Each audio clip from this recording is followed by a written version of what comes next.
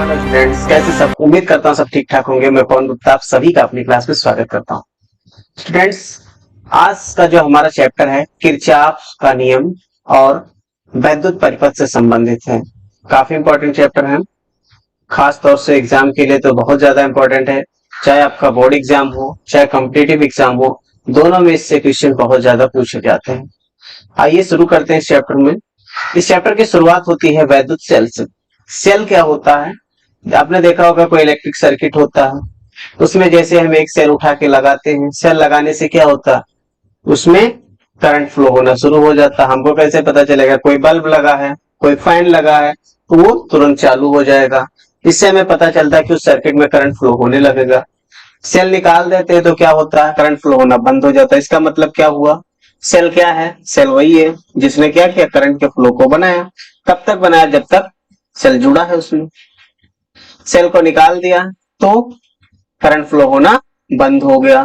तो इस तरह से कह सकते हैं सेल क्या है? सेल एक मशीन की तरह हो गया, एक युक्ति हो गया, एक जुगाड़ हो गया, जो क्या करते हैं, वो करंट को फ्लो कराती रहती सर्किट में। कैसे कराती है? सेल किससे बना? किसी केमिकल से बना होता है, तो उसके अंदर केमिकल एनर्जी है, रासायनिक ऊर्जा है, और वो इलेक्ट्रिकल में उसको कन्वर्ट करती है, विद्युत ऊर्जा में कन्वर्ट करती है। ठीक है, तो इस प्रकार से कह सकते हैं सेल एक ऐसी युक्ति है जो रासायनिक ऊर्जा को विद्युत ऊर्जा में परिवर्तित कर सेल, ध्यान रखना, सेल क्या है? सेल एक ऐसी युक्ति है जो रासायनिक ऊर्जा को विद्युत ऊर्जा में परिवर्तित कर देती है और धारा के प्रवाह को निरंतर बनाए रखती है। ठीक है,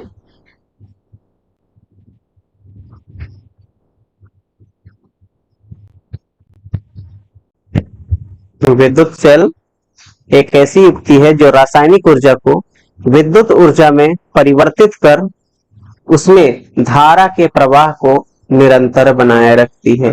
ये देख सकते हो, रासायनिक ऊर्जा को विद्युत ऊर्जा में परिवर्तित करते हैं और किसी परिपथ में आवेश के प्रवाह को निरंतर बनाए रखती है। जब तक सेल है उसमें करंट फ्लो होता है। अच्छा, अब यहां पर सेल की बात करें, सेल का सिंबल यहां पर मैंने दिखा दिया, देख सकते हो। इसमें एक छोटा टर्मिनल दिखा है, एक बड़ा टर्मिनल दिखा है। छोटे टर्मिनल को माइनस से लिखते हैं और बड़े टर्मिनल को प्लस से लिखते हैं। इन टर्मिनल को इलेक्ट्रोड कहा जाता है हिंदी में। यानी इसमें विभिन्न धातुओं की दो छड़ें होती हैं और जिन्हें हम इलेक्ट्रोड कहते हैं, देख सकते हो। और ये जो छड़ें होती हैं ये किसी द्रव में डूबी रहती हैं और इस द्रव को कहते हैं विद्युत अपघट्य। ठीक है, जैसे आपने बैटरी देखा होगा, घर में होगी, इन्वर्टर बैटरी होगी, तो इन्वर्टर बैटरी के अंदर एक लिक्विड भरा रहता है। वो लिक्विड क्या है? वो विद्युत अपघट्य है, उसे विद्युत अपघट्य इलेक्ट्रोलाइट कहा जाता है। ठीक है, नाउ अब बात करें सेल का विद्युत वाहक बल। ध्यान से समझिएगा, सेल का विद्युत वाहक बल क्या होता है। अब जैसे सेल है, विद्युत वाहक बल से लोग कंफ्यूज होते हैं अक्सर कि ये बल है, कोई बल है। जी नहीं, इसका मतलब ये है कि ये कुछ ऐसी चीज है जो आवेश को उस सर्किट में फ्लो कराता है। ठीक है, आवेश फ्लो होगा तभी तो करंट फ्लो होगा। तो जो सेल की वोल्टता होती है, कहते हैं सेल इतने वोल्ट का है, वही क्या है? उसका विद्युत वाहक बल है। ठीक है, सेल की वोल्टेज को ही विद्युत वाहक बल कहा गया। अगर हम शुद्ध शब्दों में इसकी परिभाषा देना चाहें तो परिभाषा क्या होगा?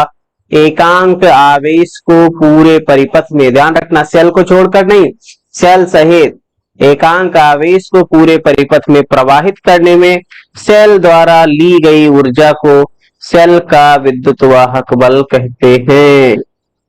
ठीक है, ध्यान रखना कि जब हम बात करते हैं विद्युत वाहक बल की, तो उसमें ध्यान यह रखने की बात है कि ये कोई बल नहीं है, ये सेल की वोल्टेज है, सेल की वोल्टता है।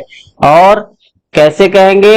एकांक आवेश को पूरे सर्किट में, सेल सहित पूरे सर्किट में प्रवाहित करने में सेल से कुछ ऊर्जा ली जाती है, उसी ऊर्जा को कहते हैं विद्युत वाहक बल। ठीक है, तो विद्युत वाहक बल आपके समझ में आ गया होगा ना। विद्युत वाहक बल को ई से या कहीं कहीं एप्सिलॉन से लिखा जाता है और इक्वल टू होता W बाई क्यू। W किया गया कार्य या ली गई ऊर्जा है और इसका मात्रक होता है जूल और Q का मात्रक कूलाम। तो जूल प्रति कूलाम ये विद्युत वाहक बल का मात्रक है, इसे हम वोल्ट भी कहते हैं। ठीक है, समझ में आ गया होगा सेल का विद्युत वाहक बल क्या होता है। ओके, आगे बढ़ते हैं। अब बात करें हम टर्मिनल विभवांतर की। टर्मिनल पोटेंशियल डिफरेंस क्या होता है? अगर कोई परिपथ है, जैसे एक सर्किट हमने यहां पर दिखा रखा है, देख सकते हो बगल में, तो उस परिपथ में कोई भी दो बिंदु पकड़ ले और उनके बीच अगर हम एकांक आवेश को प्रवाहित करते हैं, किसी परिपथ में दो बिंदुओं के बीच एकांक आवेश को प्रवाहित करने में किए गए कार्य को उन बिंदुओं के बीच टर्मिनल विभवांतर कहते हैं और इसे वोल्टमीटर से नापते हैं। ओके, जैसे कि ये सर्किट आपको दिख रहा है, यहां पर हमने एक सेल जोड़ रखा है जिसका विद्युत वाहक बल E है। तो अब यहां पर तीन रेजिस्टेंस हमने दिखाया है, देख सकते हो। मान लीजिए एकांक आवेश को प्रवाहित करने में एक रेजिस्टेंस में किया गया वर्क W1, दूसरे में W2, तीसरे में W3। ठीक है, तो अगर एकांक आवेश को इस रजिस्टर के दो बिंदुओं के बीच, यहां एक ले लें एक यहां ले लें, इनके बीच में अगर हम एकांक आवेश प्रवाहित करें तो जितना कार्य करेंगे वो इन दोनों बिंदुओं के बीच का टर्मिनल विभवांतर होगा। अगर हम एकांक की बात ना करके हम कहें कि मान ले कोई Q आवेश है, Q आवेश को हम प्रवाहित कर रहे हैं, तो R1 के एक सिरे से दूसरे सिरे तक अगर Q आवेश को प्रवाहित करने में किया गया कार्य W1 हो तो V1 बराबर हो जाएगा W1 बाई Q। समझ में आया? फिर इसी प्रकार से दूसरा रेजिस्टेंस है, इसके सिरों के बीच में अगर हम Q आवेश को प्रवाहित करें, किया गया कार्य W2 हो तो इनके सिरों के बीच का जो टर्मिनल विभवांतर होगा वो होगा W2 बाई Q। ऐसे तीसरा रेजिस्टेंस है, अगर इसके सिरों के बीच हमें Q आवेश प्रवाहित करने में किया गया कार्य W3 हो तो जो टर्मिनल विभवांतर होगा इसका वो होगा V3 से लिखेंगे, जो कि होगा W3 बाई Q। इस तरह से जो सेल की वोल्टता है ये E, ये तीन भागों में जैसे दिखाई पड़ रहा, बट गई, equal to W1 plus W2 plus W3, total कार्य हो गया बाई Q। ठीक है, याद रखना ये कार्य एक्सटर्नल एजेंट द्वारा किया गया कार्य है, इस बात को ध्यान रखिएगा। तो इस तरह से E आपके पास B1 plus B2 plus B3 के बराबर हो गया। ओके, तो याद रखना टर्मिनल विभवांतर V इक्वल टू होता है W बाई Q, वो भी कैसा, बाह्यकर्ता द्वारा किया गया कार्य होता है। ओके, आगे बढ़ते हैं।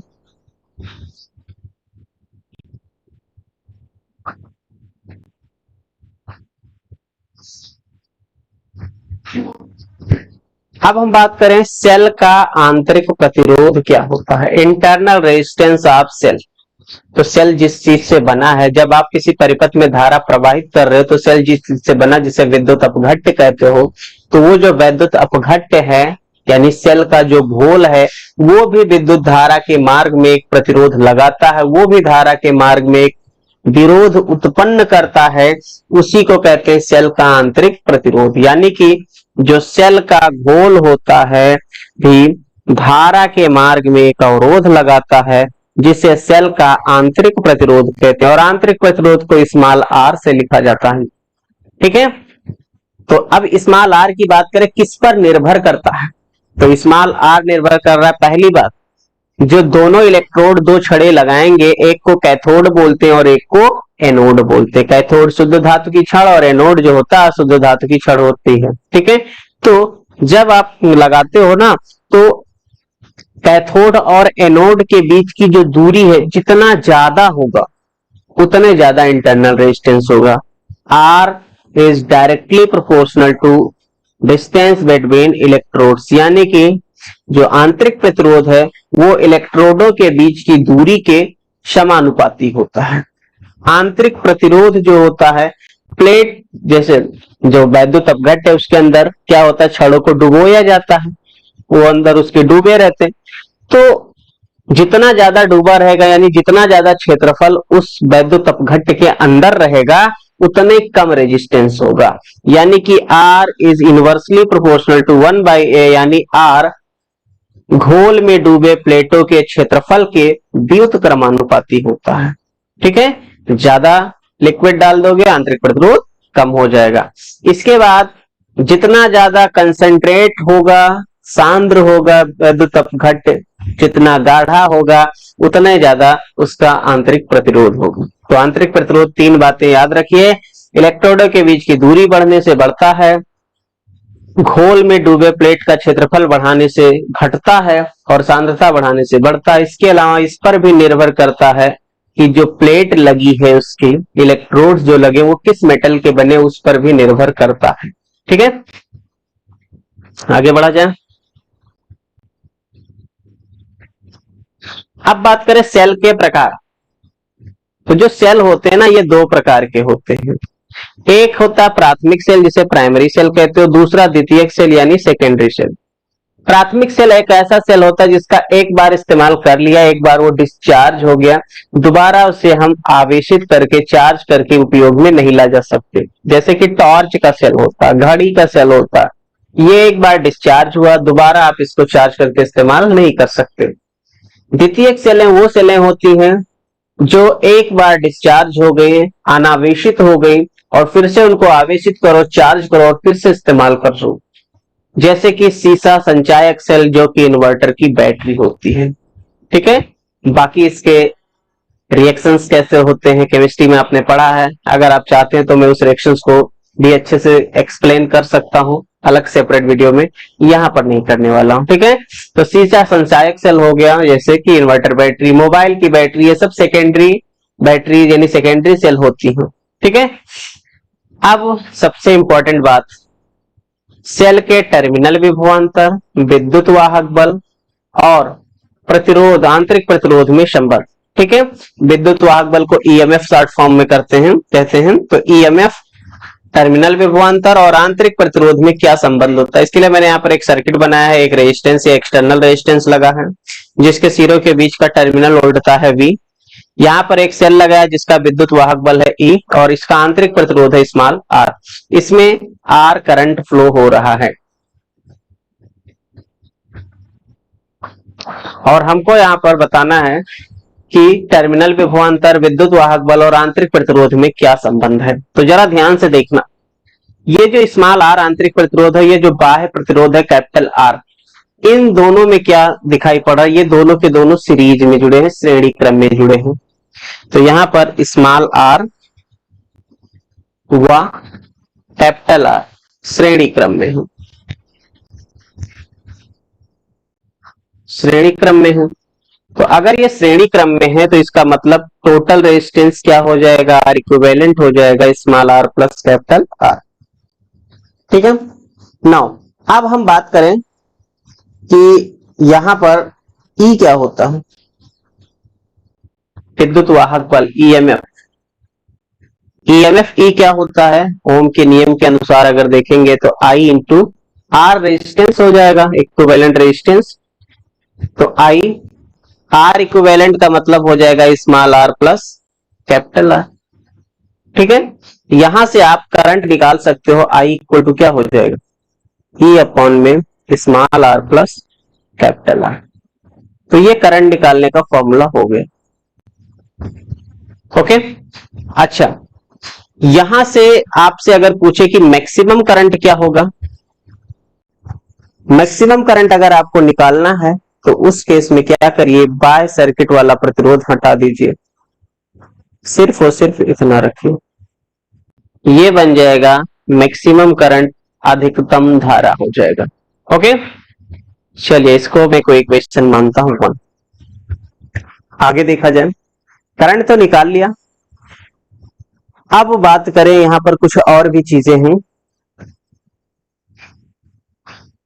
हमें विद्युत वाहक बल भी चाहिए और टर्मिनल विभवांतर भी चाहिए, इनमें भी रिलेशन चाहिए।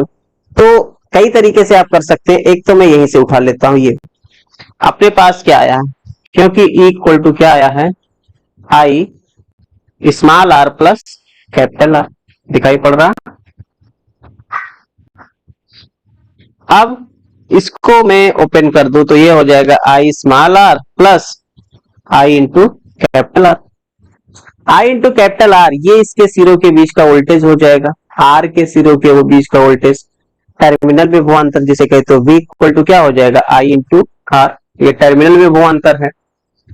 तो E क्या हो जाएगा आई आर प्लस V, या इसे ऐसे लिख सकते हो V इक्वल टू क्या हो जाएगा E माइनस आई आर।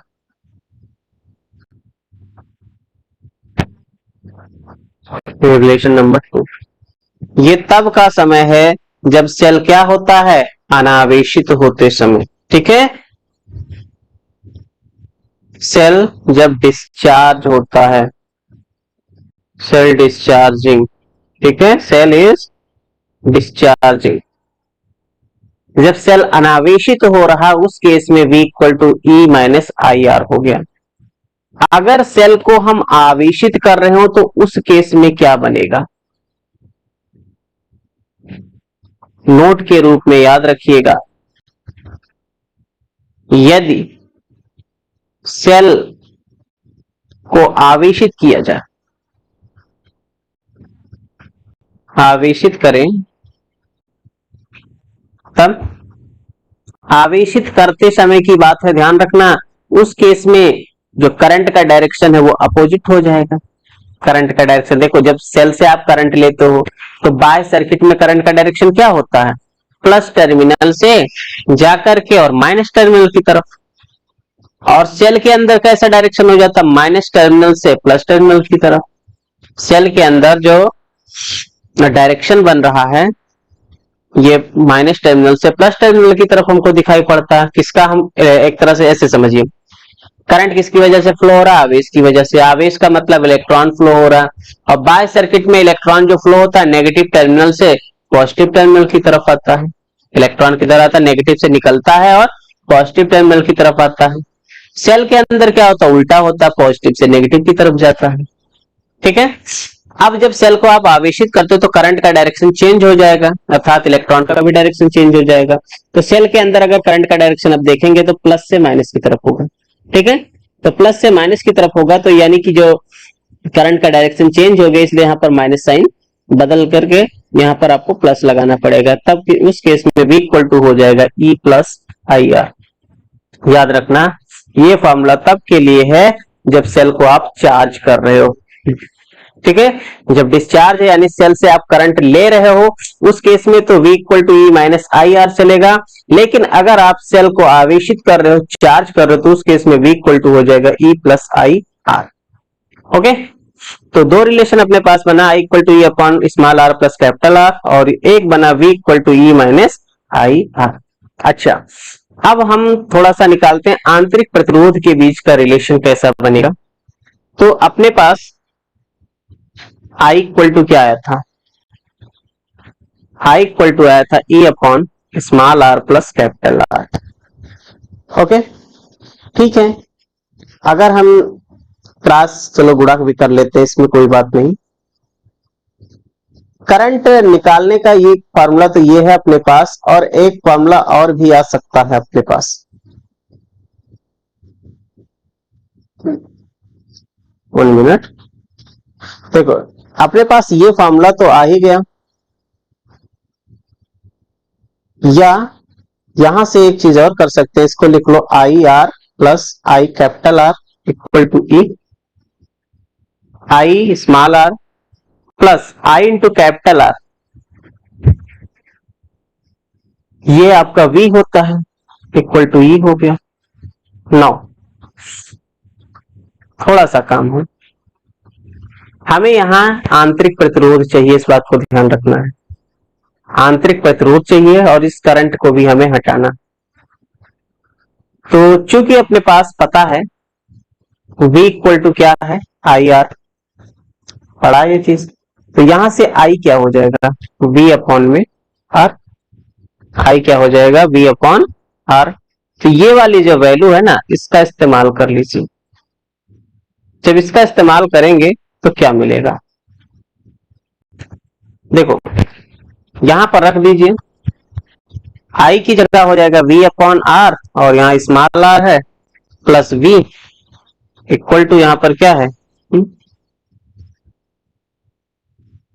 तो v upon R into small R equal to v को इधर आ जाने दीजिए, e माइनस पी हो जाएगा। ओके,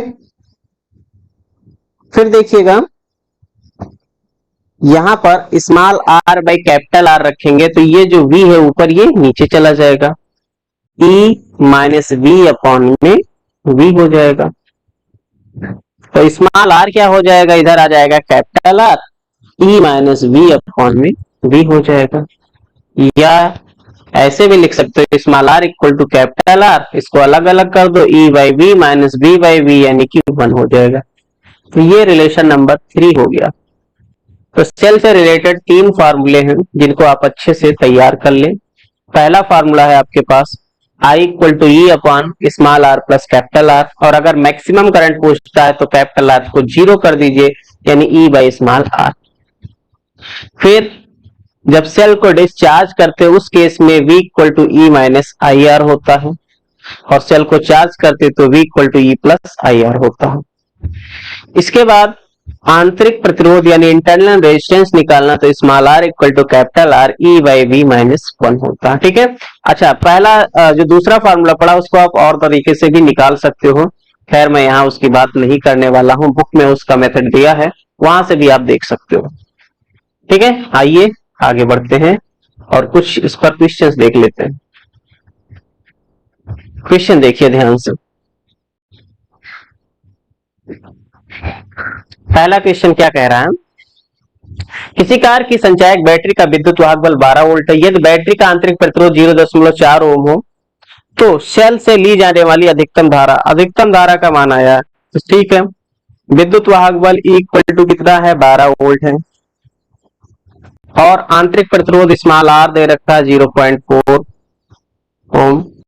मैक्सिमम करंट बताना, आई मैक्सिमम आपको याद हो गया होगा E बाई स्मॉल आर, सबका मान रख लो। 12 नीचे 0.4, दशमलव हटा दो, ऊपर 0 लगा दो, 120 40 4 30 एम्पियर। तो जो अधिकतम धारा का मान आ गया वो कितना आ गया, 30 एम्पियर आ गया। ये इस क्वेश्चन का आंसर होगा। ठीक है, नेक्स्ट क्वेश्चन देखिए क्या कह रहा है क्वेश्चन।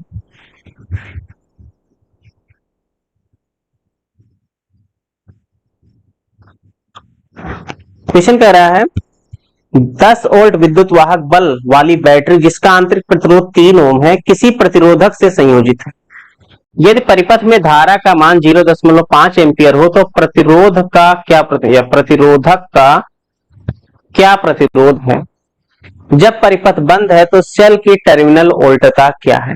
ठीक है, सबसे पहले जो गिवन और न्यूमेरिकल सॉल्व करने का सबसे बढ़िया तरीका, जो कुछ गिवन है उसको लिख लो, इसके बाद जो पूछा उस पर ध्यान दो, फिर देखो कि कौन सा फार्मूला उस पर अप्लाई हो सकता है। देखते हैं, विद्युत वाहक बल E है कितना, 10 वोल्ट, आंतरिक प्रतिरोध स्मॉल आर कितना दे रखा है, 3 ओम, बाह्य प्रतिरोध पता नहीं, करंट दे रखा है 0.5 एम्पियर, टर्मिनल वोल्टता भी बताना है आपको। ठीक है, तो पहले आर तो पता कर लो, जब आर पता हो जाए तब तो काम हो जाए। ओके, देखिएगा हमने क्या पढ़ा है, आई इक्वल टू होता है E upon capital R plus small R, ये फार्मूला पढ़ा। तो यहां से अगर आप निकालना चाहोगे तो सबका मान रख लो 0.5, ई का मान है 10, कैपिटल आर पता नहीं, और स्मॉल आर का मान है 3। ठीक, रख दीजिए इसको, यानी इसको क्रॉस मल्टीप्लाई करते हैं, फिर देखते हैं क्या हो जाएगा। ये हो जाएगा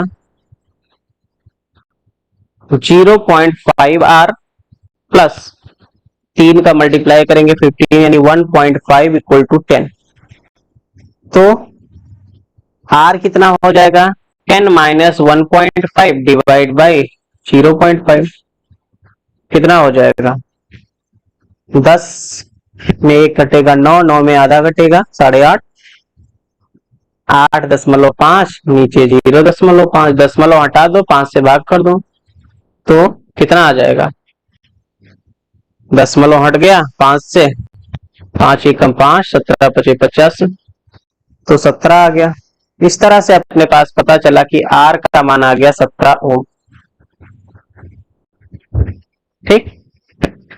सेकंड पार्ट, परिपथ बंद है तो टर्मिनल वोल्टता बतानी है। टर्मिनल वोल्टता V इक्वल टू होता आई आर। मान रख लो, आई है 0.5, आर आ गया 17, तो 17 पचे 85, 8.5 वोल्ट। यह आ गया टर्मिनल वोल्टता। उम्मीद है समझ गए होंगे। ठीक है,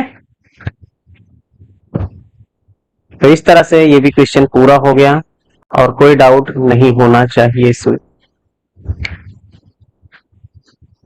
अगले टॉपिक पर आते हैं।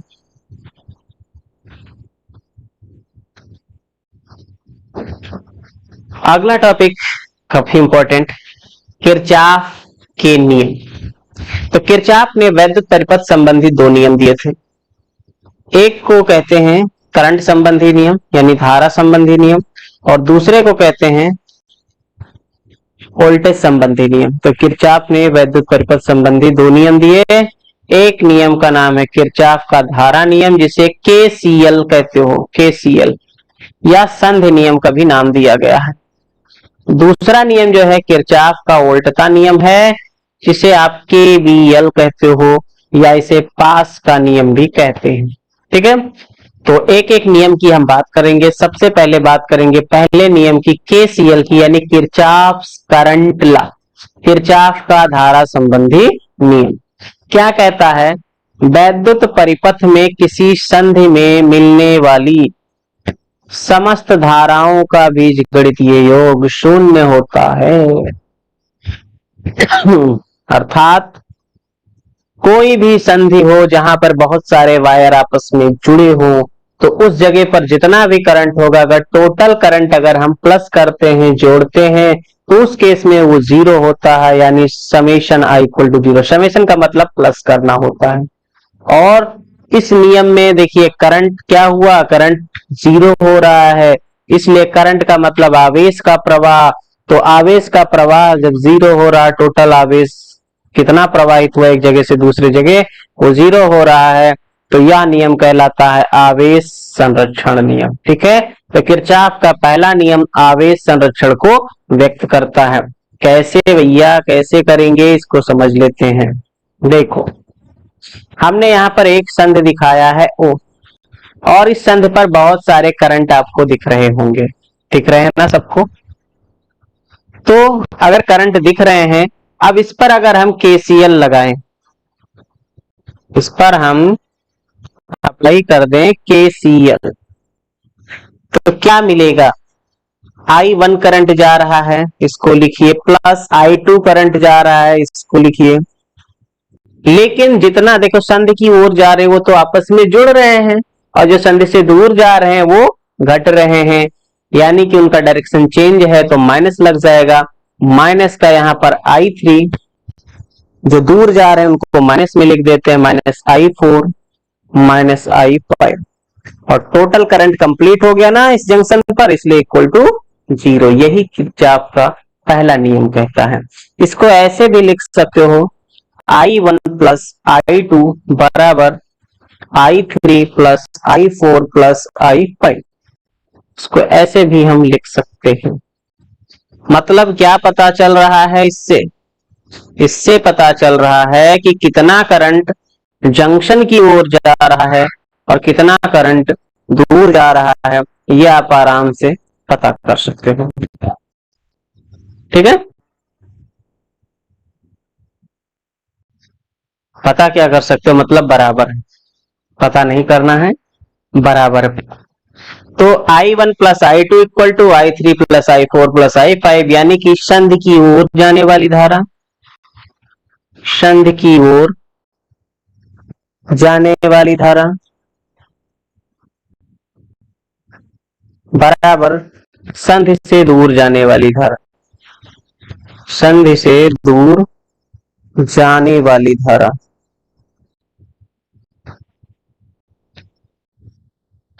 ठीक है, इसीलिए इसको कहते हैं कि आवेश संरक्षण के नियम को ये व्यक्त करता है।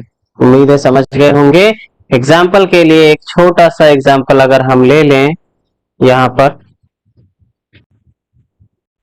अगर कहें ये 2 एम्पियर का करंट आ रहा है और ऐसे हमने इसको बांट दिया, इधर अगर 1 एम्पियर चला गया और इधर कह दें आई एम्पियर जा रहा है, तो आई का मान क्या होगा? तो क्या करिए, संध की ओर जा रहा है करंट 2 और बाहर देखिए कितना जा रहा है, इधर 1 एम्पियर और प्लस इधर क्या है आई।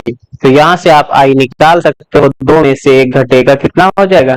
1 एम्पियर। समझ गए? तो ऐसे ये केसीएल के सवाल ऐसे सॉल्व होते हैं। पहला नियम उम्मीद है समझ गए होंगे। याद रखने वाली बात, किरचॉफ का पहला नियम आवेश संरक्षण को व्यक्त करता है। ठीक है, अब आते हैं दूसरे नियम की तरफ। भाई दूसरा नियम क्या कहता है?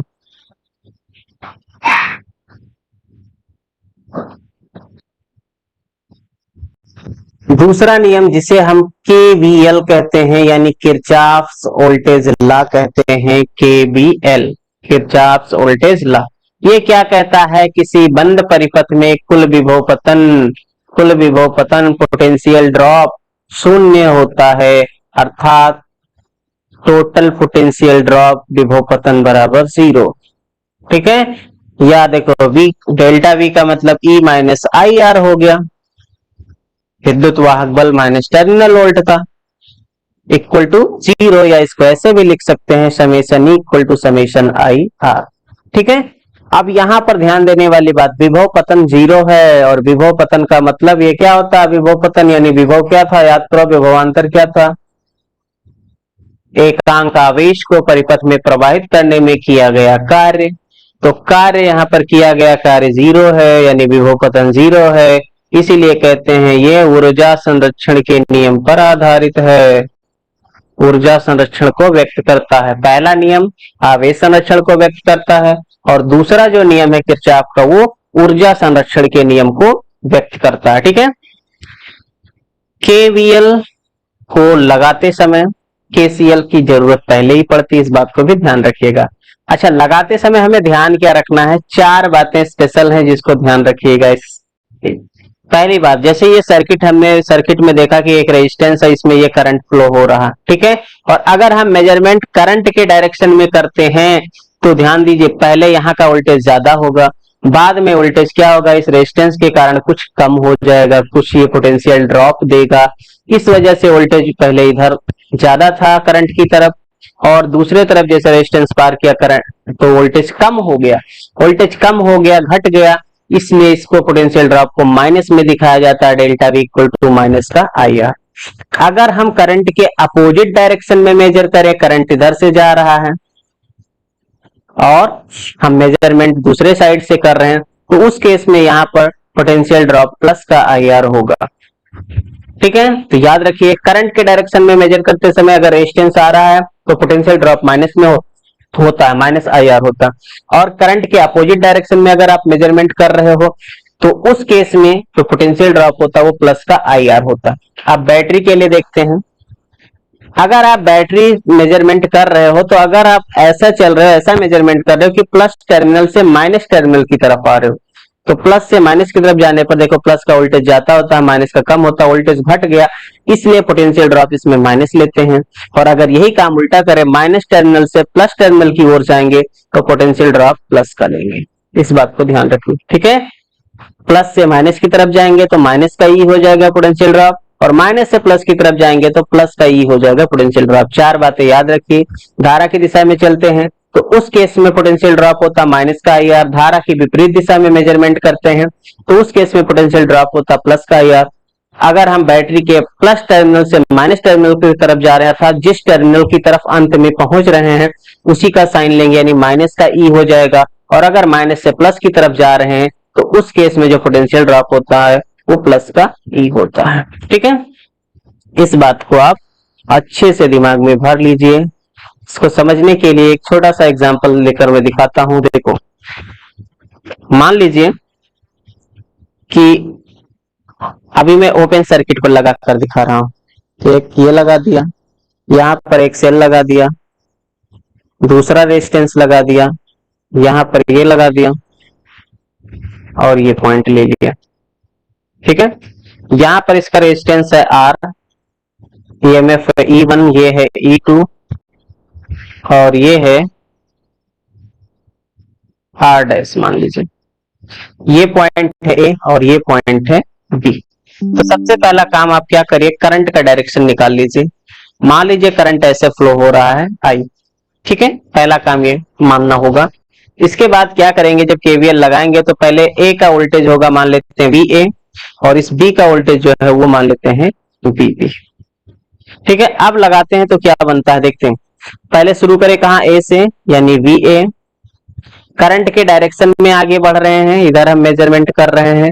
करंट के डायरेक्शन में जाने पर जो पोटेंशियल ड्रॉप होता है माइनस का आई आर लेते हैं, यानी ये वी ए माइनस का आई आर हो गया।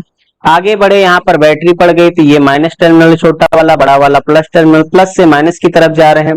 प्लस से माइनस की तरफ जाने पर आप माइनस में लोगे, माइनस E1। फिर आगे करंट यही है फ्लो हो रहा, करंट के डायरेक्शन में जा रहे हैं इसलिए माइनस का आई आर डैश हो जाएगा। फिर यहाँ पर देखेंगे माइनस है, ये प्लस है, यानी कि अंत में हम प्लस टर्मिनल की तरफ पहुंच रहे हैं इसलिए प्लस का E2 हो जाएगा। इक्वल टू बी पॉइंट पर पहुंच गए इसलिए इसका वोल्टेज होगा, यही है आपका केवीएल। इतनी बात अगर आप ध्यान रखेंगे तो केवीएल में कोई दिक्कत नहीं होगी, केसीएल में कोई दिक्कत नहीं होगी। और इसके सवाल श्योर रहो, एकदम से एकदम 100% आते ही आते हैं। और आप अगर जरा सा प्रैक्टिस कर लोगे तो क्वेश्चन गलत भी नहीं होगा। इसके लिए आइए मैं क्वेश्चंस की शुरुआत करता हूं केवीएल और केसीएल पर। ये रहा क्वेश्चन आपके सामने, यूपी बोर्ड 2017 का क्वेश्चन है। कह रहा दर्शाए गए परिपथ में ए तथा बी के मध्य विभवांतर की गणना करो। सर्किट आपके सामने बना हुआ है और इस सर्किट में यहाँ 2 वोल्ट, यहाँ बैटरी का वोल्टेज नहीं लिखा है, मान लेते हैं ये है 3 वोल्ट। ठीक है, तो अब आपसे यहाँ पर पूछे कि इसमें गणना करो बिंदुओं ए और बी के बीच का विभवांतर। तो पहला काम है करंट ज्ञात करना। करंट का डायरेक्शन आप बना लो, ये माइनस और ये प्लस। करंट का डायरेक्शन ऑलरेडी इसने दे रखा है, इधर से इधर जा रहा है करंट और इधर से इधर जा रहा, तो वैसे भी जानते इधर से करंट। मान लीजिए इधर से करंट I1 निकलता है और इस बैटरी से करंट निकल रहा है I2। ठीक है, कुछ नाम भी दे दे इसको, P Q R और ये S, इस तरह से हमने नाम दे दिया। अपने पास बंद पास है यानी क्लोज पाथ है, उसको हम सॉल्व करते हैं। तो पहला पास हम ये पकड़ते हैं और दूसरा ये ले लेते हैं। ठीक है, अच्छा इधर से करंट I1 जा रहा है, इधर से करंट I2 जा रहा है, तो इसमें करंट हो जाएगा I1 प्लस I2। ओके, अब एक एक क्लोज पाथ को पकड़ते हैं। क्लोज पाथ को लिखना सीखिए अच्छे से। बंद पास P Q B A P, P Q B A P, जहां से शुरू करो वहीं पर खत्म करो। P से Q की तरफ जा रहे हैं, करंट के डायरेक्शन में जा रहे हैं। तो करंट के डायरेक्शन में जा रहे हैं इसलिए पोटेंशियल ड्रॉप जब करंट के डायरेक्शन में चलते हैं तो उस केस में होता माइनस का आई आर। तो उसके अनुसार यहां पर क्या हो जाएगा, माइनस का करंट है I1 और रेजिस्टेंस है 2, यानी कि 2I1। आगे बढ़े, फिर से ये 2 ओम का रेजिस्टेंस है, करंट वही I1 ही चल रहा है, माइनस का 2I1। फिर आगे यहाँ बी पर पहुंचे, बी से नीचे की तरफ जा रहे हैं, यहाँ 4 ओम रेजिस्टेंस है लेकिन इसमें करंट है I1 प्लस I2। तो करंट के डायरेक्शन में इसलिए माइनस का रहेगा। 4 ओम का रेजिस्टेंस है, करंट है I1 प्लस I2। फिर और आए वापस ए पर पहुंचे, ए से इधर आए, ये सेल पड़ रहा है, ये माइनस टर्मिनल छोटा वाला, बड़ा वाला प्लस टर्मिनल, माइनस से प्लस की तरफ जा रहे हैं, इस वजह से यहाँ पर प्लस में वोल्टेज होगा प्लस का 2। लौट कर P पर पहुंच गए। ठीक है, अगर आप पूरे नियम की तरह से चलना चाहो तो जैसे P का वोल्टेज क्या था BP, और लौट के P पर पहुंच गए तो इक्वल टू किसके बराबर बन गया VP। ये और ये कट गया, इसीलिए कहते हैं क्लोज सर्किट में वोल्टेज क्या होता है, 0 होता है। ठीक है, तो अब देखो माइनस का 2I1, माइनस 2I1, इसको ओपन कर दो, minus 4I1 and minus 4I2 equal to, इधर भेज दीजिए प्लस 2, इधर आएगा माइनस का 2 हो जाएगा। तो देखो 2 2 4 4 8 -8i1 -4i2 बराबर हो गया -2। इसमें से चाहो तो -2 से भाग कर दो। -2 से अगर इसको डिवाइड करेंगे तो क्या हो जाएगा, 4 2 जा 8, सॉरी 2 से करना है, 2 4 जा 8 और 2 2 जा 4, 2 1 जा 2, ये आ गया इक्वेशन नंबर 1 मान लीजिए। ठीक है, 4i1 + 2i2 बराबर 1। यहां पर हमने किया क्या है, ध्यान रखना है, यहां पर हमने किया है -2 से भाग। जब -2 से आपने भाग किया है तब ये आया। एक सर्किट कंप्लीट हुई, दूसरे बंद पास में आते हैं। यहां ध्यान रखना है, KBL से किया हमने, KBL से बंद पास। यहां से शुरू करते हैं B से, BRSA और फिर लौटकर कहां पहुंच जाइए, यहीं B पर पहुंच जाइए। फिर से KVL लगाएंगे, KVL से देखो कहां से शुरू कर रहे हैं, B से। करंट के अपोजिट डायरेक्शन में आ रहे हैं, इस बार ध्यान रखिएगा, करंट के अपोजिट डायरेक्शन में। यहां 4 ओम रेजिस्टेंस के पास पहुंचे। करंट कितना आ रहा है इसमें, I2, तो I2 करंट आ रहा है, इसलिए यहां पर क्या हो जाएगा, -4i2, माइनस का या प्लस का, करंट के अपोजिट चल रहे हैं इसलिए प्लस का। ठीक है, इस बात को ध्यान रखिएगा, करंट के डायरेक्शन में माइनस और करंट के अपोजिट प्लस। फिर यहां पर सेल पर पहुंचे, सेल पर देखिए प्लस टर्मिनल से माइनस की तरफ जा रहे हैं, एस से ए की तरफ जा रहे हैं, तो माइनस की तरफ जा रहे हैं इसलिए वोल्टेज माइनस का लेंगे, -3 हो गया। आगे ए पर पहुंचे, ए से ऊपर देखिए करंट के अपोजिट अभी भी चल रहे हैं इसलिए प्लस का ही चलेगा। 4 ओम का रेजिस्टेंस, करंट है I1 + I2।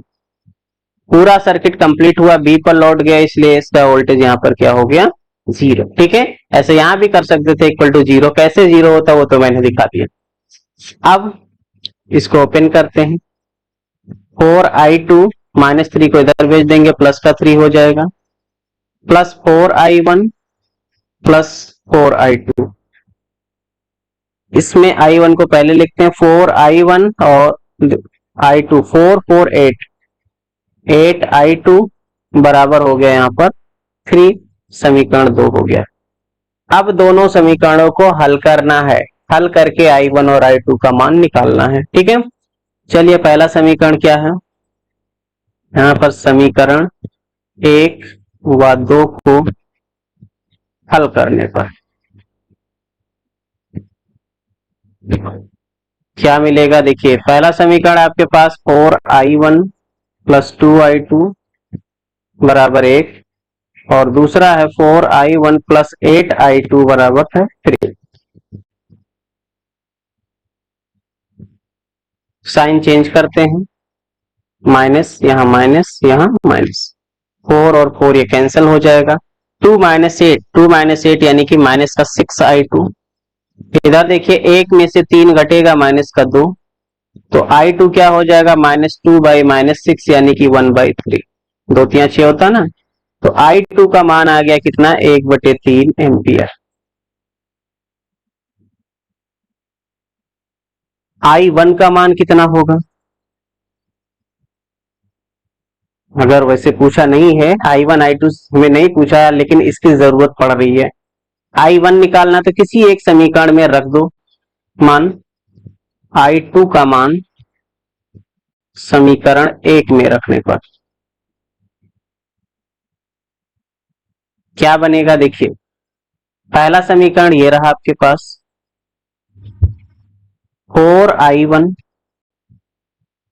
+ 2i2 की जगह हो जाएगा 1/3 बराबर है 1, तो 4i1 बराबर हो जाएगा इधर 1 - 2/3, 4i1 क्या हो जाएगा, 3 एकम 3 में 2 घटेगा 1 यानी 1/3, तो I1 क्या हो जाएगा, 1/4 नीचे आ जाएगा, 4 3 12 एम्पियर, 1/12 एम्पियर। ठीक है, अब इतनी बात तो हमको पता चल गई, लेकिन हमको ये सब थोड़े बताना, हमको बताना क्या है, हमको बताना है ये पॉइंट ए और एक पॉइंट बी, इनके बीच का विभवांतर कितना है। यहाँ का वोल्टेज वी ए मान ले और यहाँ का वोल्टेज मान ले हम वी बी। तो ए से बी की तरफ जाएं, केवीएल को लगाएं, फिर क्या बनता है। ए का वोल्टेज लिख लिया वी ए, करंट के अपोजिट चल रहे हैं इसलिए प्लस का लेंगे, 4i1 प्लस i2 हो गया। लौट के कहां पहुंच गया, यहाँ बी पर पहुंच गए, तो इक्वल टू क्या लिख देंगे, वी बी, स्मॉल बी है। हमें ए और बी के बीच विभवांतर निकालना है, तो 4i1 का मान रखिए कितना, 1/12, i2 का मान 1/3, बराबर इधर है वी बी और ए इधर आ जाएगा माइनस का v a. V b minus b a यानी ए और बी के बीच का विभवांतर, बी का विभव माइनस ए का विभव, मतलब क्या हुआ, बिंदुओं ए और बी के बीच का विभवांतर। तो कितना हो जाएगा, नीचे 12, यहाँ 4 से गुणा करना पड़ेगा, तो 1 प्लस 3 चौक 12 होता है, यानी कि 4 एकम 4, बराबर हो जाएगा वी ए बी। तो 4 3 12 होता ना, क्या पता चला कि जो वी ए बी होगा, ए और बी के बीच का विभवांतर 4 और 1 5, 5/3 वोल्ट। सावधानी की जरूरत है। सबसे पहला काम आप करंट निकाल लीजिए, यानी विद्युत धारा निकाल लीजिए। फिर कोई भी बात, अब कोई जरूरी नहीं था कि मैं ए से बी डायरेक्ट ही जाऊं, मैं इधर से भी चल सकता था, ए से ऐसे शुरू करता और जाकर के बी पर पहुंचता, या इधर राइट साइड से भी जा सकता था, ए से शुरू करता, यस आर, फिर बी पर पहुंचता। ठीक है, कई तरीके, 2-3 तरीके थे आपके पास। इधर से अगर ए से पी पर, फिर पी से क्यू पर, फिर क्यू से बी पहुंच सकते थे, या फिर ए से बी डायरेक्ट भी जा सकते थे, या ए से यस, फिर यस से आर, फिर बी पर भी पहुंच सकते थे। तो ये आपके पास चॉइस होता है, कोई भी तरीका आप लगा करके और निकाल सकते थे। आसान तरीका था कि ए से बी पर डायरेक्ट पहुंच जाओ, कोई दिक्कत की बात ही नहीं है। ओके, तो उम्मीद है ये क्वेश्चन आपको समझ में आ गया होगा, बहुत ही अच्छा क्वेश्चन था, बेहतरीन। अगला सवाल, ये सवाल कुछ ज्यादा ही खास दिख रहा है, कैलकुलेशन काफी ज्यादा है इसमें। चलिए देखते हैं सवाल क्या है, इत्मीनान से देखिएगा। ये कह रहा कि प्रत्येक शाखा में प्रवाहित धारा ज्ञात करना है। एनसीईआरटी का सवाल है तो थोड़ा सा तो दमदार है ही। सबसे पहला काम करंट का डायरेक्शन बना लेते हैं, जैसे ऑलरेडी इसने बना रखा है, कोई दिक्कत नहीं है।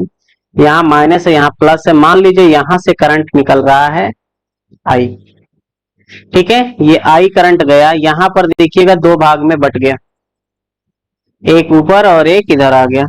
मान लीजिए इसमें करंट चला गया I1, टोटल करंट कितना जा रहा था I, इधर चला गया कितना I1, तो इधर कितना है I माइनस I1। ध्यान से समझना, I1 करंट इधर चला गया तो I माइनस I1 इधर आएगा, KCL लगा करके। ठीक है, अब देखिए I1 यहां गया, यहां पर फिर से ये 2 भागों में बट गया। मान लीजिए इधर करंट चला गया I2, अगर इधर करंट I2 चला गया तो इधर करंट कितना आएगा, I1 आ रहा था, I2 निकल गया, तो I1 माइनस I2। समझ में आया, ठीक है, तो ये I1 माइनस I2 करंट इधर आया, ये करंट आया I माइनस I1, तो इधर करंट कितना गया ये निकालिए, दोनों जुड़ जाएंगे, I minus I1 plus I1 minus I2 जुड़ेगा।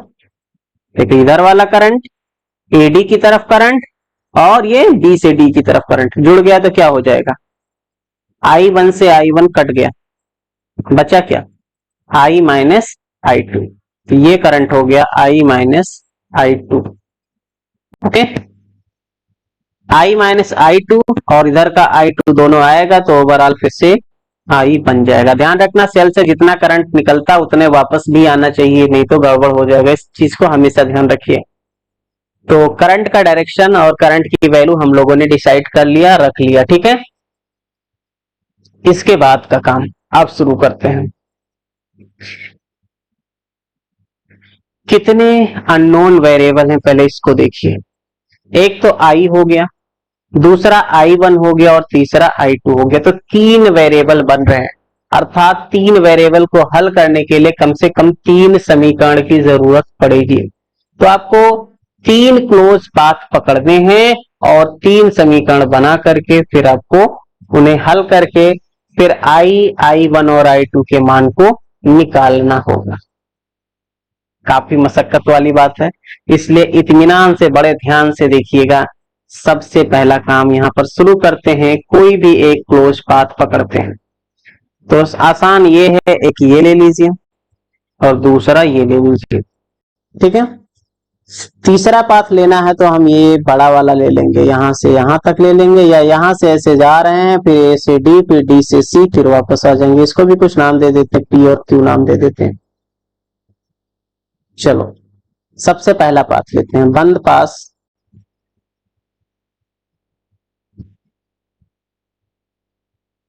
ए बी डी ए में, ए बी डी ए में यहां पर लगाइए के वी एल से क्या हो जाएगा। सबसे पहले ए से बी की तरफ जा रहे हैं करंट के डायरेक्शन में, इसलिए माइनस का होगा। करंट है I1 और रेजिस्टेंस है 10 यानी 10I1।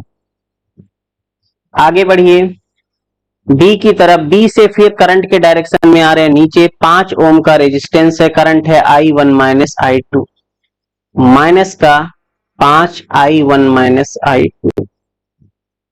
फिर आगे बढ़िए यहां पर डी पर पहुंचे, डी से वापस जा रहे हैं की तरफ, करंट के विपरीत जा रहे हैं इसलिए प्लस का लेंगे। 5 ओम का रेजिस्टेंस है, करंट है इसमें I माइनस I1। पूरी सर्किट पूरी हो गई, ए पर वापस आ गए इसलिए इक्वल टू 0। थोड़ा सा इसे सॉल्व करें, minus 10I1 minus 5I1 plus 5I2 plus 5I minus 5I1 बराबर 0। 10 5 15 और 5 20। पहले I को लिखते हैं 5I माइनस 20I1, I2 देखिएगा 5I2 से इक्वल टू 0। ध्यान से देख लें, पहले तो 5I1 हो गया, ठीक है। इसके बाद 10 5 और ये 5 तो 20 ये हो गया I1 और ये 5I2 पूरा हो गया, ठीक है। इसको 5 से डिवाइड कर सकते हैं तो क्या हो जाएगा, I माइनस 5 चौक 20 होता है प्लस I2 0 बन जाएगा। समीकरण नंबर 1 हो गया, ठीक है। या इसको और भी तरीके से आप I को हटा करके भी कर सकते हो, कोई दिक्कत नहीं। अभी मैं ऐसे ही रखता हूं इसको। दूसरा समीकरण पकड़ते हैं, बी सी डी बी, बंद पास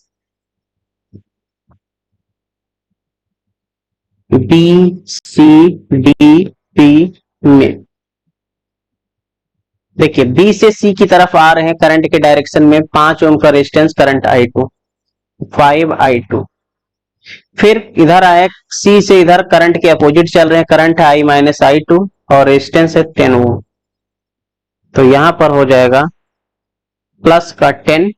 अच्छा एक चीज ध्यान रखना, पहले जब चले हैं डायरेक्शन का बड़ा ख्याल रखना, यहां पर हम चल रहे थे कैसे, करंट के डायरेक्शन में चल रहे थे इसलिए माइनस का रहेगा, ये गलती ना होने पाए।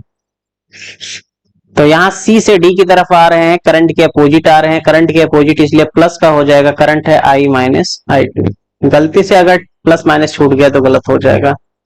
फिर यहाँ डी से बी की तरफ जा रहे हैं, डी से बी की तरफ जा रहे हैं, करंट के अपोजिट है इसलिए प्लस का ही लेंगे।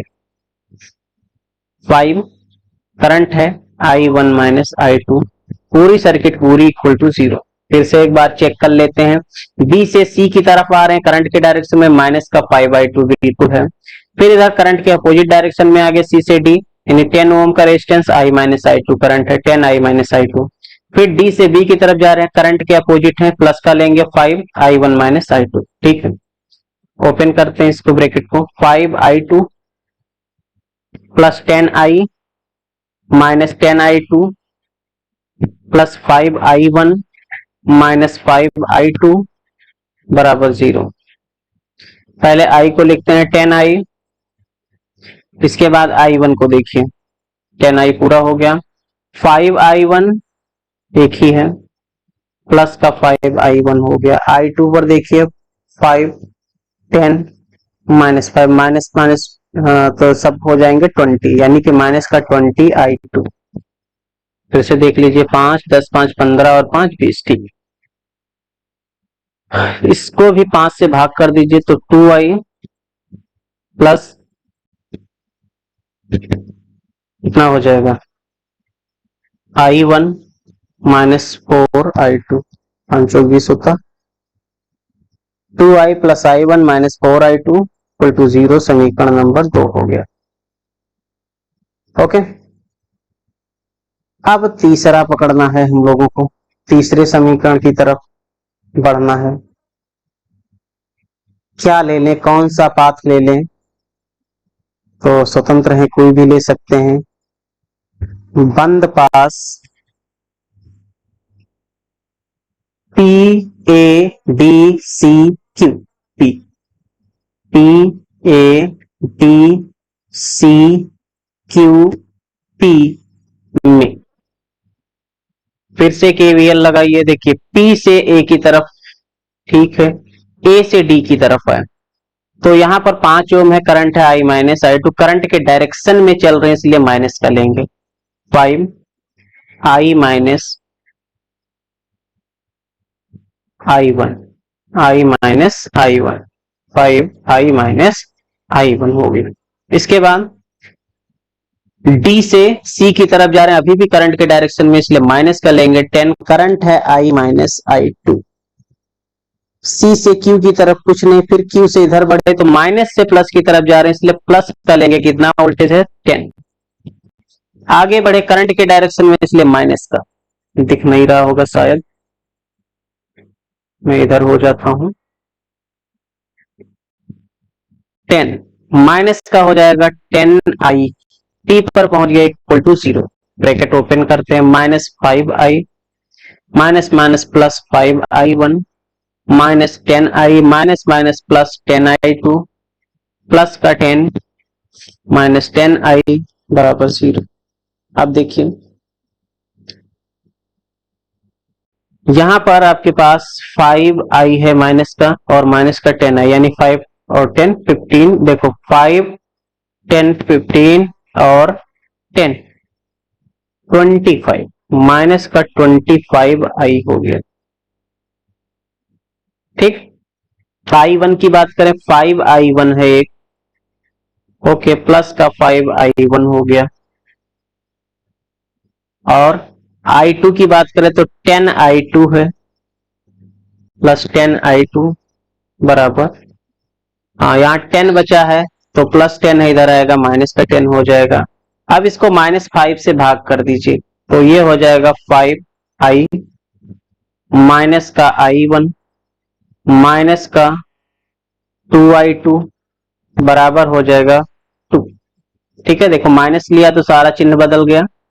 और इसके अलावा यहाँ 5 से 5, 5 से 25 होता, 5 1 जा 5 2 जा, और ये समीकरण नंबर 3।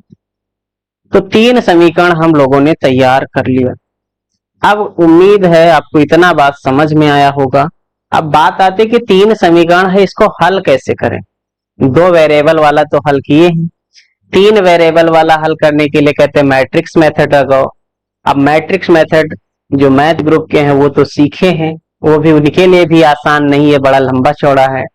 तो क्यों ना कुछ ऐसा किया जाए कि जो सभी लोग सॉल्व कर सकें। तो उम्मीद है मेरी बात से सहमत होंगे। मैं यहाँ पर करने क्या जा रहा हूँ, 3 वेरिएबल की जगह मैं सिर्फ 2 वेरिएबल का इस्तेमाल करने वाला हूँ।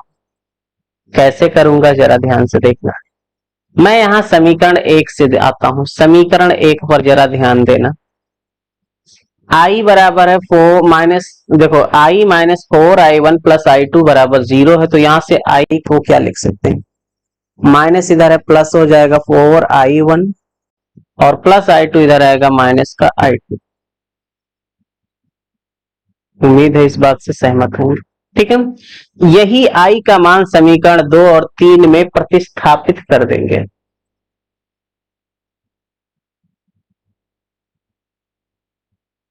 i का मान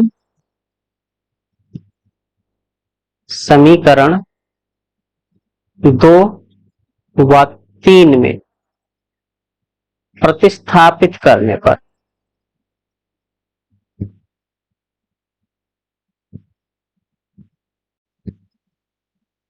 सावधानी पूर्वक करिएगा, क्योंकि जरा सी गलती पूरा मेहनत बेकार कर देगा। चलिए देखते हैं। पहले आपके पास समीकरण 2 क्या है? 2i plus i1 minus 4i2, 2i plus i1 minus 4i2 बराबर 0। एक बार देख लेते हैं फिर से। 2i plus i1 minus 4i2, ठीक है। अब i बराबर कितना? 4i1 minus i2। i बराबर कितना आया है? 4i1 minus i2। ये वाला मान उठा करके क्या करिए, रख दीजिए i की जगह यहाँ पर। तो 2 i की जगह हो गया 4i1 माइनस i2, और इधर क्या है? प्लस का i1 माइनस 4i2 बराबर 0। ये हो जाएगा 8i1 minus 2i2 plus i1 minus 4i2 बराबर हो गया 0। अब देखो 8 1 9, 9i1 यहाँ 2 और 4 6 माइनस 6i2 बराबर 0। तो 9i1 बराबर हो जाएगा 6i2। ठीक है, ध्यान से समझना। 9i1 बराबर हो गया 6i2, और i1 बराबर क्या हो जाएगा? 6i2 बाई 9i1, 3 से कैंसिल हो जाएगा ना। तो i1 बराबर आ जाएगा 3 2 जा 6, यानी 2i2 by 3i1। Sorry, i1 नहीं है, i1 तो हमने रोक लिया ना।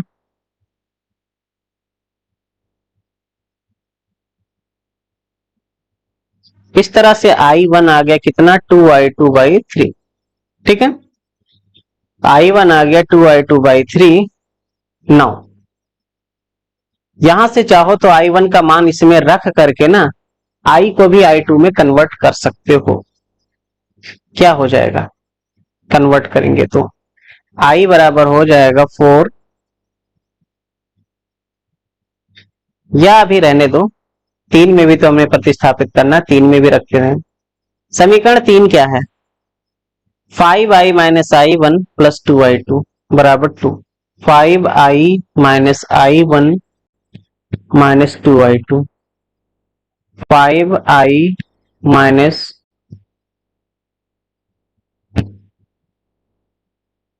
देख लें एक बार फिर से, क्या है? 5i minus i1 plus minus 2i2, 5i minus i1 2i2 equal to 2। एक बार फिर से चेक कर लीजिए। 5i minus i1 minus 2i2 बराबर 2। ठीक है, okay. Now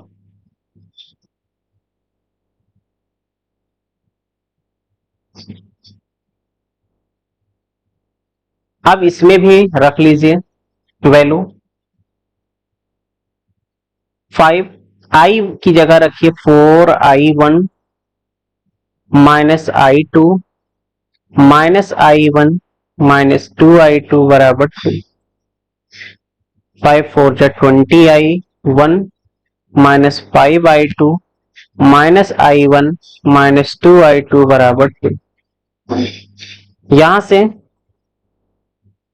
20i1 minus i1 यानी कि 19i1, 5i2 माइनस 2i2 यानी कि 7i2। ठीक है, अच्छा i1 भी कितना आ चुका? 2i2 बाई 3 रख दो।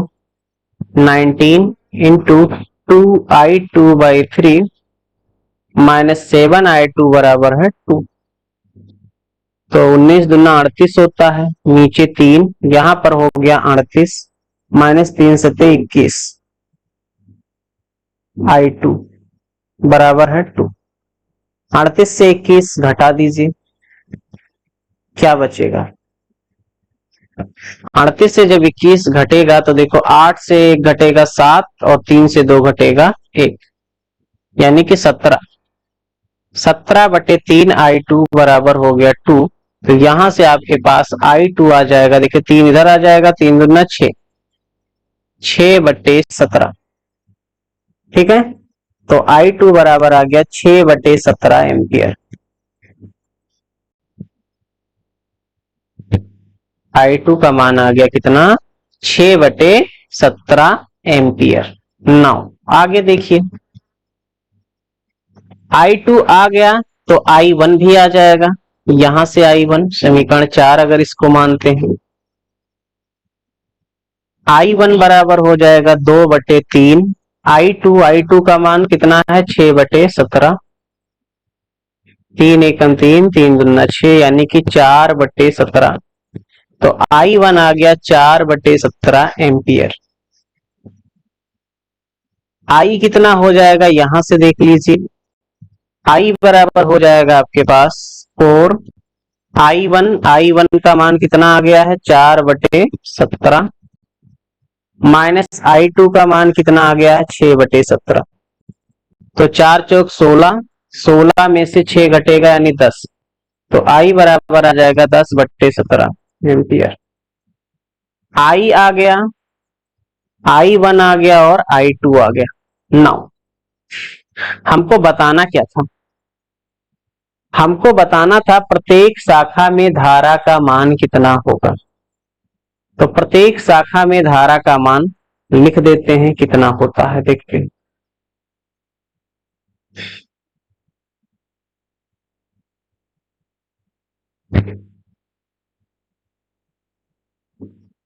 यहां पर लिखते हैं शाखा और इधर लिख देते हैं एक तरफ धारा।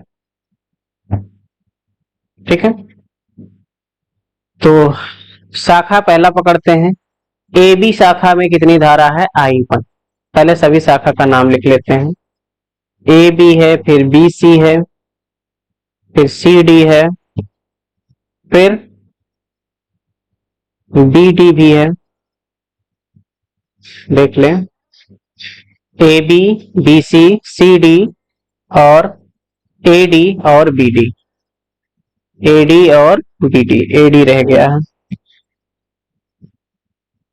सारी शाखाएं हो गई। पहले ए बी में धारा का मान लिखते हैं। ए बी में धारा है I1। कितनी धारा है, I1। बीसी में कितनी धारा है, सब में धारा लिख लीजिएगा। बीसी में है I2। CD में है, CD में कितनी धारा है, C से D देखिए, C से D में धारा I माइनस I2। यहां है I माइनस I2। BD में कितनी धारा है, B से D में देखिएगा, BD में धारा I1 minus I2, I1 minus I2। AD में कितनी धारा है, A से D में जो धारा है वो I minus I1, I minus I1। ठीक है, अब सबका मान लिखना शुरू करते हैं। AB में धारा है I1, I1 का मान कितना आ चुका है, I1 का मान आया 4/17। BC में धारा है I2, I2 का मान है 6/17। इसके बाद CD में धारा है I1 माइनस I2। तो I1 है 10/17, नहीं सॉरी, I1 है 4/17 और I2 है 6/17। 4 में 6 घटेगा, माइनस 2/17। BD में धारा, BD, तो जो BD में धारा था वो था I1 माइनस I2, तो ये भी यही रहेगा। CD और BD में धारा एक ही कैसे हो गया भाई, देख रहे हैं। CD में धारा है I माइनस I2 और BD में धारा I1 माइनस I2। BD में धारा है I1 माइनस I2 और CD में जो धारा है वो है I माइनस I2। जरा ध्यान देना, यहाँ गलत हो गया है। CD में धारा है I माइनस I2। तो I है 10/17 और I2 है आपके पास 6/17। 10 से 6 घटेगा, कितना बचेगा, 4, 4/17। BD में I1 माइनस I2, तो I1 है 4/17 6, यानी कि माइनस का 2/17। माइनस आने का मतलब डायरेक्शन अपोजिट हमने लिया था। दिख रहा आपको? नहीं दिख रहा? दिख तो रहा आराम से। और इसके बाद AD में धारा I माइनस I1, I है 10/17 और I1 है 4/17। 10 में 4 घटा 6, 6/17 एम्पियर। इस तरह से ये क्वेश्चन आपका कंप्लीट हुआ। बहुत ही अच्छा क्वेश्चन था, लेकिन काफी मेहनत की आवश्यकता है इस क्वेश्चन में। ठीक है, एक क्वेश्चन इस टाइप का अगर आप प्रैक्टिस कर लेते हो तो उम्मीद है कभी कोई क्वेश्चन आपसे गलत नहीं होगा। आइए देखते हैं एक सवाल और अगला। संलग्न चित्र में बिंदुओं ए और बी के बीच विभवांतर ज्ञात करना। ए यहाँ है, बी यहाँ है। करंट का डायरेक्शन कोई भी बना लो, जैसे कि बड़ी बैटरी से बनाते हैं। करंट का डायरेक्शन यहाँ पर हो गया आई करंट।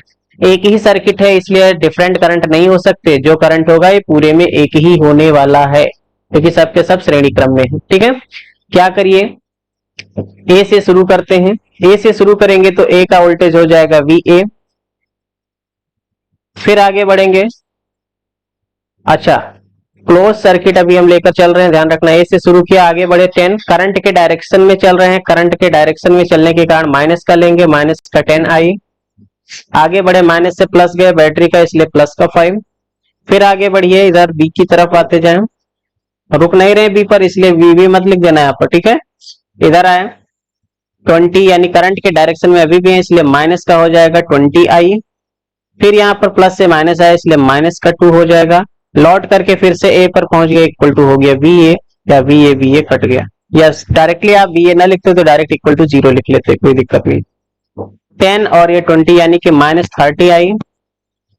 प्लस 5 में से 2 घटेगा 3, इक्वल टू 0। तो -30I इक्वल टू हो जाएगा यहाँ पर माइनस का 3, माइनस माइनस हटा दीजिए, I इक्वल टू आ जाएगा 3/30, यानी कि 1/10 एम्पियर। करंट आ गया। ए से बी के बीच का पोटेंशियल डिफरेंस बताना, तो ए से शुरू करिए, सबसे पहले लिखिए VA। फिर आगे बढ़िए, माइनस का 10I।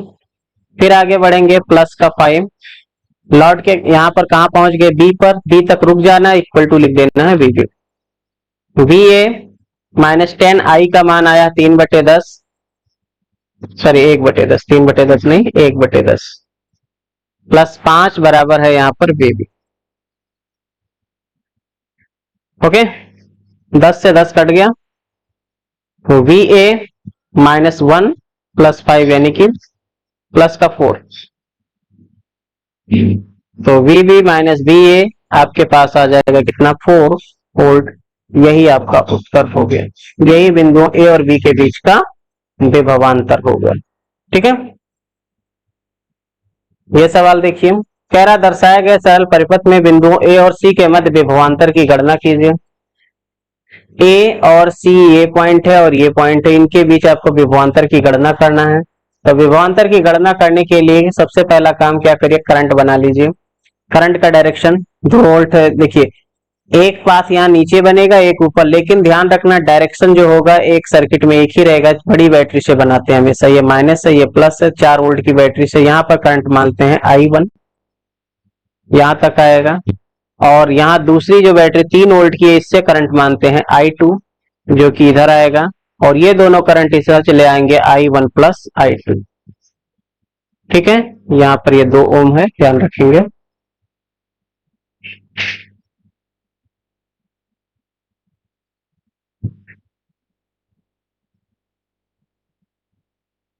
करंट का डायरेक्शन तो कंप्लीट हो गया। मेन काम है अब I1 और I2 का मान निकालना, और सॉल्व करके फिर A से C पर डायरेक्ट हम पहुंच जाएंगे और पता चल जाएगा।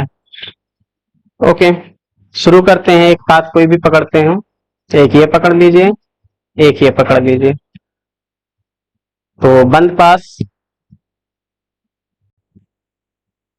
A B C A, देखो A B C A, लौट कर आ गए A B C A में। यहां पर KVL लगाइए। देखिए, A से B की तरफ बढ़ रहे हैं, तो करंट इधर से आ रहा है I2, वापस जा रहे हैं, उल्टा जा रहे हैं, तो माइनस, तो यहाँ पर प्लस का चलेगा। कितना, 1 ओम है, करंट आ रहा है I2, तो यहाँ पर हो जाएगा I2। आगे देखिए, माइनस है, ये प्लस है, प्लस की तरफ गए, इसलिए प्लस का 2 हो गया। फिर आगे बढ़े इधर, ये प्लस है, ये माइनस, यानी लास्ट में माइनस की तरफ जा रहे हैं, इसलिए माइनस का 3 हो गया। ध्यान से समझते चलिए। करंट आपका इसके अपोजिट आ रहा है, हम उल्टा जा रहे हैं, तो इसलिए माइनस ना होकर के प्लस होगा I2। ठीक है, सी पर पहुंचे, सी से इधर आ रहे हैं, देखिए करंट किधर जा रहा है, इधर, करंट के अपोजिट आ रहे हैं, इसलिए प्लस का लेंगे, तो करंट है I1 प्लस I2। ए पर वापस आ गया, इक्वल टू हो गया सी। तो I2, दो में से 3 घटेगा 1, इसके बाद प्लस का I2 और plus 2I1 plus 2I2 equal to 0। तो देखो 2I1 2I2 प्लस I2 हो जाएगा 3I2, -1 इधर आएगा, प्लस का 1 हो जाएगा। समीकरण नंबर 1। दूसरा बंद पास पकड़िए। बंद पास शुरू करते हैं ACDA में, ACDA में इसमें KVL लगाते हैं। A से C की तरफ करंट की डायरेक्शन में जा रहे हैं, माइनस का होगा 2I1 प्लस I2। फिर इधर आ रहे हैं, करंट के डायरेक्शन में करंट इधर आ रहा है, ऐसे I1, तो माइनस का I1 हो गया। बैटरी की तरफ पहुंचे, माइनस से प्लस जा रहे हैं, इसलिए प्लस का 4 हो गया। इधर फिर बढ़े, 1 ओम है, करंट के डायरेक्शन में ही चल रहे हैं, इसलिए माइनस का होगा कितना I1, करंट कितना है I1, 1 इंटू I1 हो जाएगा। ये माइनस है, ये प्लस है, यानी प्लस का 1 वोल्ट हो गया। ए पर पहुंच गया, इक्वल टू 0 हो गया। ठीक है, तो अब देखिए -2I1 -2I2 -I1, 4 और 1 5 हो जाएगा, -I1 इक्वल टू 0। देखो 2I1 I1 और ये I1, यानी 2 to 4, -4I1 और यहां पर -2I2 इक्वल टू -5। यहां माइनस हटा दीजिए, 4I1 plus 2I2 equal two plus का 5, समीकरण नंबर 2 हो गया। अब दोनों समीकरणों को हल करके I1 और I2 का मान निकालना है। तो पहला समीकरण अपने पास कितना है, 2I1 प्लस 3I2, ये +1 है, इधर आता है माइनस हो जाएगा, इक्वल टू 0 लिखते हैं। और दूसरा समीकरण है 4I1 प्लस 2I2, और ये +5 है, इधर आएगा -5 हो जाएगा, इक्वल टू 0। इसे हम क्रॉस मल्टीप्लिकेशन मेथड यानी वज्रगुणन जिसे कहते हैं, उस विधि से हल करने वाले हैं। हल करने के लिए क्या करें, सबसे पहले लिखिए I1 I2 और फिर लिखिए 1। इसके बाद अपॉन लगा लीजिए, ऐसे बराबर लगा दीजिए। जब I1 लेंगे तो इस वाले पार्ट को कर लेंगे बंद, I1 वाले पार्ट को। जैसे बंद करेंगे फिर क्या करेंगे, क्रॉस गुणा करेंगे, इसका 3 और -5 का -15, बीच में -2 और -1 का -2, तो माइनस माइनस प्लस हो जाएगा। I2 के लिए अब I2 को बंद कर लेंगे और उल्टा मल्टीप्लाई करेंगे, -1 का 4 से गुणा, -4, फिर बीच में -5 और 2 का गुणा -10, यानी +10 हो गया। 1 जब लेंगे तो ये कांस्टेंट पार्ट को बंद करेंगे, 2 और 2 का गुणा 4, -4 3 12, तो I1 बाई -13 हो गया, I2 बाई हो जाएगा 10 से 4 घटेगा 6 हो जाएगा, और इक्वल टू हो जाएगा 1 बाई 12 में से 4 घटेगा -8 हो जाएगा। ठीक है, एक बार फिर से चेक करना जरूरी है। पहले I1 वाले पार्ट को जब बंद किए तो इसका मल्टीप्लाई होगा -15 और ये -2 यानी +2। I2 लेंगे तो -4 माइनस ये 5 दूना 10 यानी कि प्लस का 10 हो गया। अब इसके बाद इसको जब बंद करेंगे 4 -4 3 12, ठीक है। I1 निकालना है, अगर आपको I1 निकालना तो ये जो -13 है इसके ऊपर भेज दो, -13 बाई -8 यानी कि 13/8 एम्पियर हो गया। I2 निकालना है तो क्या करिए, ये जो I2 के नीचे इसको ऊपर भेज दीजिए, यहां पर हो जाएगा 6 बाई -8 एम्पियर। माइनस का मतलब है डायरेक्शन उल्टा लिया गया, I2 का डायरेक्शन हमने उल्टा ले लिया है, बस यही इतना बता रहा है और कुछ नहीं। ठीक है, तो अब क्या करिए, ए से सी में आपको निकालना है वोल्टेज, तो ए से सी की तरफ बढ़िए। ए का वोल्टेज लिखिए VA, करंट के डायरेक्शन में माइनस का लिखेंगे 2I1 plus I2 equal to हो जाएगा बी का वोल्टेज। ठीक है,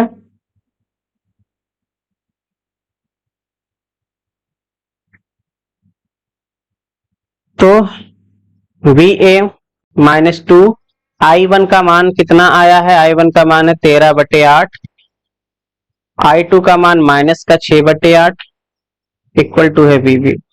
13 में से 6 घटा दो, 7 बचेगा, तो यहां पर हो जाएगा VA minus 7/8 equal to VB, तो VB minus VA equal to हो जाएगा -7/8 वोल्ट, यही इसका उत्तर हो जाएगा।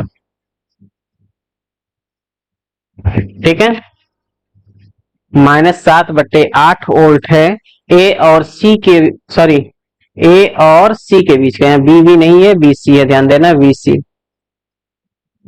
है।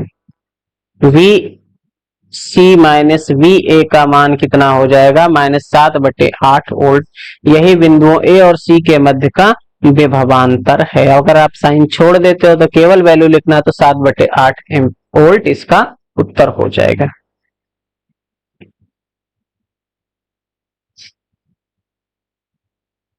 ठीक है,